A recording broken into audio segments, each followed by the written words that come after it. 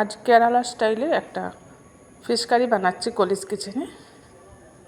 নমস্কার, সবাইকে স্বাগত জানাচ্ছি। এর জন্য এখানে রুই মাছ নিয়ে নিয়েছি, একটা বড় সাইজের টমেটো কেটে নিয়েছি, বড় সাইজের একটা পেঁয়াজ বড় বড় করে কেটে নিয়েছি, কয়েক কোয়া রসুন নিয়ে নিয়েছি, আর রুই মাছগুলো কেটে ধুয়ে পরিষ্কার করে নিয়েছি। গ্যাসে একটা কড়াই বসিয়ে দিয়েছি, এর মধ্যে দিয়ে দিচ্ছি জল। জলের মধ্যে সামান্য হলুদ দিয়ে দিলাম। হলুদ দিয়ে মাছগুলোকে একটু জলের মধ্যে আমি ভাপিয়ে নেব, এতে করে বড় মাছের একটা আইসলেটে গন্ধ থাকে, এই গন্ধটা চলে যাবে। এর জন্য মাছটা কিন্তু সিদ্ধ করব না, 2-3 মিনিট ভাপিয়ে নেব উল্টে পাল্টে।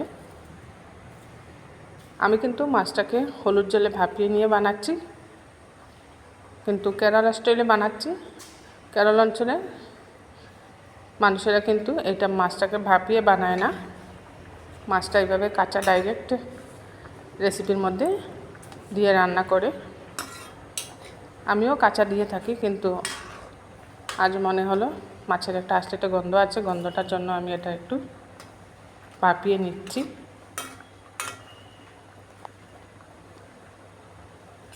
মাছটা কিন্তু এই রেসিপির মধ্যে ভাজবো না, তেলের মধ্যে না ভেজে সাউথ ইন্ডিয়ান বেশিরভাগই মাছ রেসিপি ওনারা বানিয়ে থাকেন কাঁচা মাছ দিয়ে। মাছগুলো ভাপানো হয়ে গেছে, উঠিয়ে নিচ্ছি। এইভাবে হলুদ জলে ভাপিয়েও নিতে পারেন, আর তা না হলে মাছের মধ্যে একটু লেবু চিপে মাছটা আধা ঘন্টা রেখে দিলে আইসলেটে গন্ধও চলে যায়। গ্যাসে একটা কড়াই বসিয়ে দিয়েছি, এর মধ্যে দিয়ে দিয়েছি সরষের তেল। তেলের মধ্যে বড় বড় করে কেটে রাখা পেঁয়াজ আর রসুনগুলো দিয়ে দিলাম।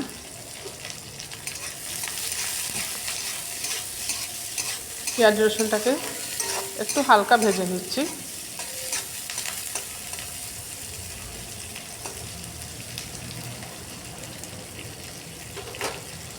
পেঁয়াজ রসুনটা যখন একটু কালার চেঞ্জ হয়ে গেছে পেঁয়াজের, তখনই এর মধ্যে কেটে রাখা টমেটো দিয়ে দিচ্ছি। এই রেসিপির মধ্যে টমেটো একটু বেশি দিলে ভালো হয়। আর এই রেসিপির মধ্যে তেঁতুল জল দেব আমি। এখন দিয়ে দিচ্ছি এখানে 1 চামচের মতো নারকেল কুড়া।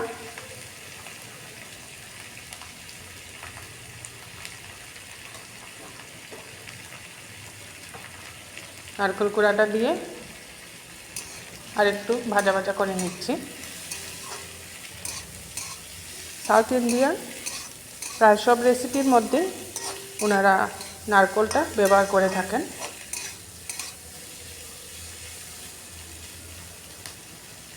নারকেলটা দিয়েও একটু ভাজা ভাজা করে নিলাম।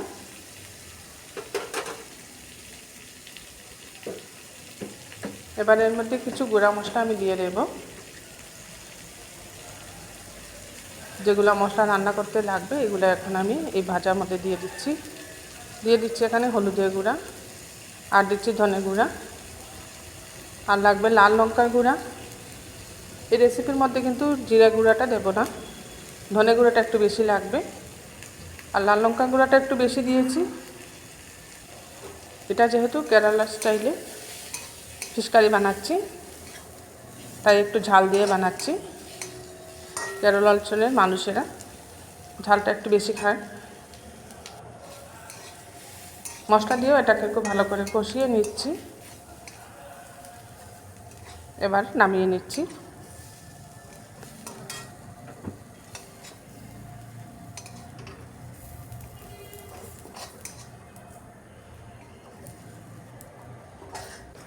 মশলাটা এখন ঠান্ডা করে নেব। মশলাটা ঠান্ডা হয়ে গেছে, এবার একটা মিক্সিং জারে নিয়ে নিচ্ছি। মিক্সিং জারের মধ্যে একসাথে হবে না, অর্ধেক অর্ধেক করে এটাকে আমি খুব মিহি পেস্ট বানিয়ে নিয়েছি। কড়াইটা পরিষ্কার করে গ্যাসে আবার বসিয়ে দিয়েছি। এর মধ্যে দিয়ে দিয়েছি রিফাইন্ড অয়েল।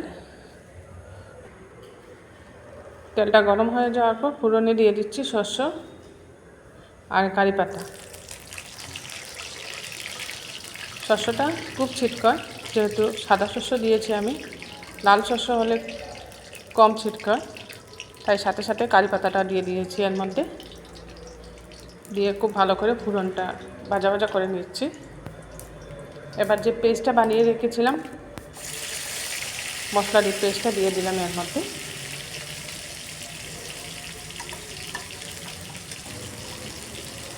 এটা খুব সুন্দর রুই মাছের একটা টেস্টি রেসিপি। একটু টক টক লাগে খেতে। গরমের সময় এরকম মাছের রেসিপিগুলো খেতে খুব ভালো লাগে। আমার ঘরে তো সবাই এরকম মাছের রেসিপি খুব ভালোবাসে। এখন যেহেতু প্রচণ্ড গরম, তাই আজ এই কেরল স্টাইলে মাছ রেসিপিটা বানাচ্ছি। মশলাটাকে খুব ভালো করে কষিয়ে নিচ্ছি। যতক্ষণ না মশলা থেকে তেল ছেড়ে আসছে ততক্ষণ এটাকে খুব ভালো করে কষাবো। পরিমাণ মতো লবণ দিয়ে দিচ্ছি।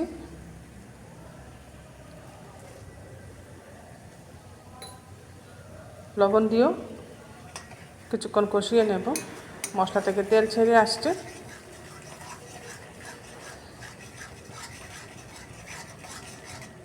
এই রেসিপিটা একজন কেরেলিয়ান আমাকে বানিয়ে খাইয়েছিলেন।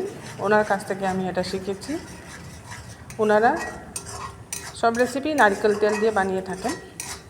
মাছ, মাংস সব কিছু নারকেল তেল দিয়ে বানিয়ে থাকেন। আর নারকেল তেল না থাকলে এইভাবে রিফাইন্ড অয়েল দিয়ে বানিয়ে নেন। কিন্তু সরষের তেলটা ওনারা খান না, তাই আমি এটা আজ রিফাইন্ড অয়েল দিয়ে বানিয়ে নিলাম। একটু সময় নিয়ে খুব ভালো করে কষাচ্ছি এটা।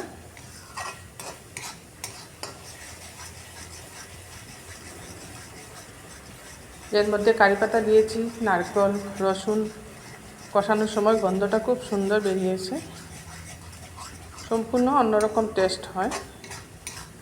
আমার রেসিপিটা ভালো লাগলে আপনারা বানিয়ে খাবেন।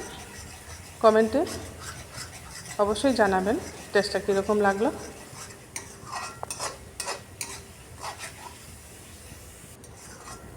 দেখুন খুব সুন্দর কষা হয়ে গেছে মশলাটা। এবার এর মধ্যে দিয়ে দেব পরিমাণ মতো জল। প্রথমে মিক্সি ধোয়া জলটা দিয়ে দিলাম। আর একটু জল দিতে হবে।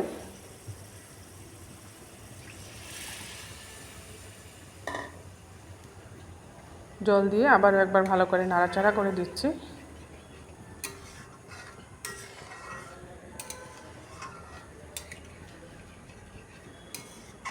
এবার যে তেঁতুলটা আমি ভিজিয়ে রেখেছিলাম, তেঁতুলের এই কাঠটা দিয়ে দিচ্ছি।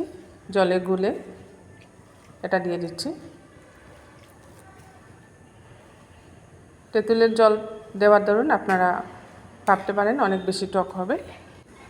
খুব বেশি টক হয় না, একটা হালকা টক ভাব থাকে। এটাই এই রেসিপির টেস্ট। এবার এটাকে খুব ভালো করে ফুটাতে হবে। গ্যাসের হিটটা কম করে দিয়ে কিছুক্ষণ ঢাকা দিয়ে দিলাম। 2-3 মিনিট ঢাকা দেওয়ার পর ঢাকাটা সরিয়ে আরও কিছুক্ষণ আমি ফুটিয়ে নেব।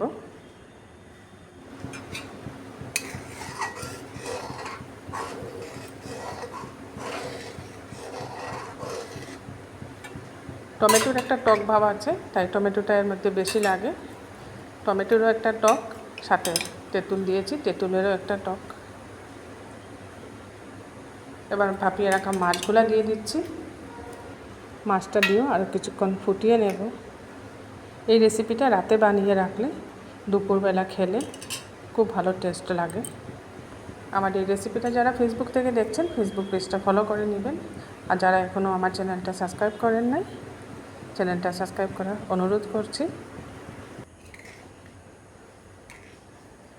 মাছটা দিয়েও খুব ভালো করে ফুটিয়ে নিচ্ছি, এতে করে মাছের ভিতরেও সব মশলা খুব সুন্দরভাবে ঢুকবে। তৈরি করে নিলাম দারুণ টেস্টি কেরেলিয়ান ফিশ কারি। আমার রেসিপিটা আপনাদের ভালো লাগলে একটা লাইক করে দিবেন, বন্ধুবান্ধব আত্মীয় স্বজন সবার সাথে শেয়ার করবেন। খুব সুন্দর একটা ফিশ রেসিপি।